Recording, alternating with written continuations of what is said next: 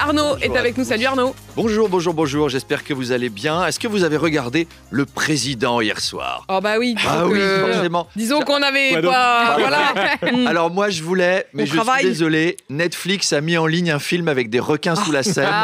Et dommage, vous avez pas pu du coup. Comment tu veux lutter? D'un côté, Macron qui parle commerce militaro-industriel avec les pays de l'espace Schengen. De l'autre, des requins sous la Seine.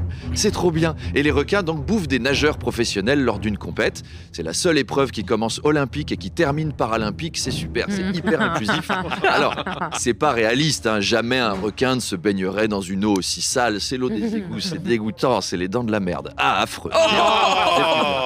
Mais bref, le président a parlé d'Europe, car je ne sais pas si vous savez, mais dimanche, on vote pour les élections européennes. Ah non, je savais pas moi. Bah oui, on apprend des trucs, c'est une matinale info et tout. Suspense total.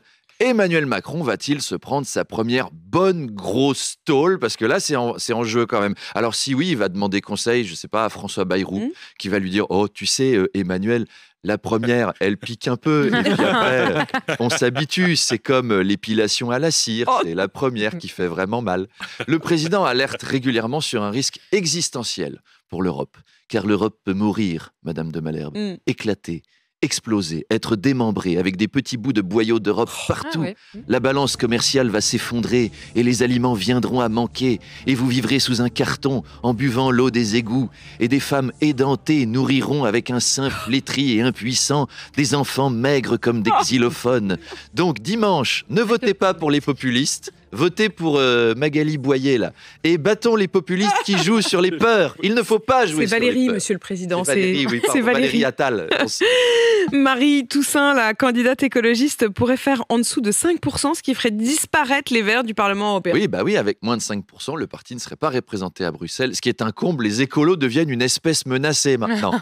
Mais pourquoi ? Nous partons ce matin à la découverte d'une espèce menacée d'extinction. L'électeur écologiste. Voici un spécimen de Montreuil. C'est une femelle, occasionnellement non-binaire.e.s. On la reconnaît à sa crinière bleue et rose. Elle se rend dans une soirée en mixité choisie pour faire des boutichèques féministes non-genrées.e. Cette espèce se déplace généralement à vélo avec des pneus.s.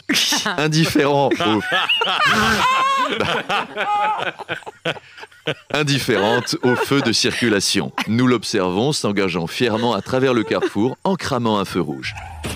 Et voilà, elle a rencontré le principal prédateur de l'électeur écologiste, l'électeur de droite en SUV Mercedes. On commence à comprendre pourquoi l'espèce se réduit point d'écologiste au final. Point d'info. Plusieurs associations féministes déplorent que les droits des femmes n'aient pas été un sujet dans cette campagne. Oui, alors elles redoutent une victoire de l'extrême droite et donc un recul des droits des femmes, comme ça s'est passé dans d'autres pays, comme le droit à l'avortement, l'égalité salariale, la PMA. À gauche, on défend ses acquis. À l'extrême droite, moins. La PMA, par exemple, leur méthode pour que les femmes tombent enceintes, eux, c'est pas la PMA, c'est le PMU. C'est un autre registre. Ils vont au PMU, ils se bourrent la gueule et ils disent « Eh, mademoiselle, vous êtes charmante, vos yeux sont comme deux perles perdues dans un océan d'étoiles. » Et c'est comme ça qu'ils espèrent mettre des femmes enceintes. Mais ça marche pas toujours. Alors, Manu Le Chypre a une autre méthode. C'est ni PMU, ni PMA. C'est la méthode PME. Si des femmes veulent avoir un bébé, il les invite à un séminaire romantique sur les PME et puis après un dîner love où il parle de la comptabilité des petites et moyennes entreprises, des dates de dépôt administratif, des liasses fiscales des petits patrons. Et à la fin, elles sont séduites. Irrésistibles. Et 9 mois plus Forcément. tard, qu'est-ce qu'on a? Un magnifique bébé Le Chypre. Areux. Oh, mais il est triste à cause de la note de la France. Ouin. Regarde, chérie, il a dit ses premiers mots. Déductible. Oh, comme il est mignon. Quel magnifique petit être. Allez, je file. Rendez-vous avec les Brestois ce soir, les autres à lundi. Et à lundi, et bon week-end, et à lundi. Et bon week-end, et un week-end européen.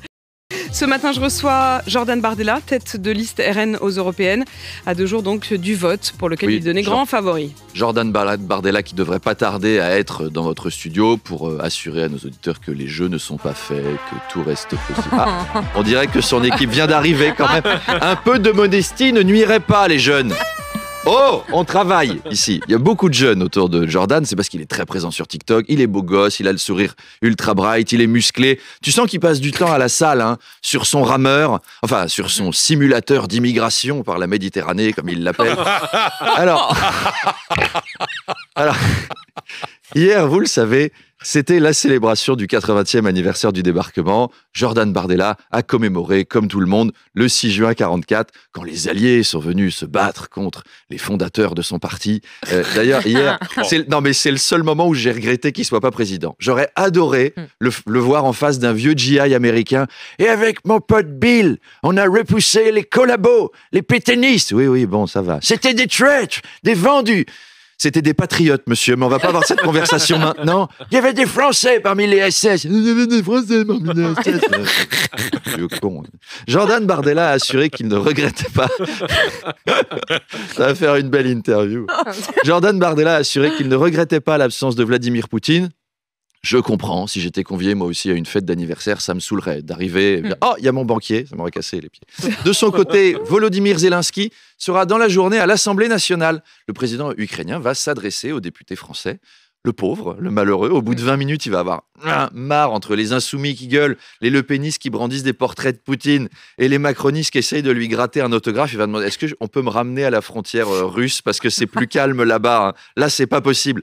Voilà, un face-à-face riche à 8h30 avec Jordan Bardella. Dernier face-à-face spécial européenne, donc, puisque ce soir à minuit, la campagne se sera terminée officiellement.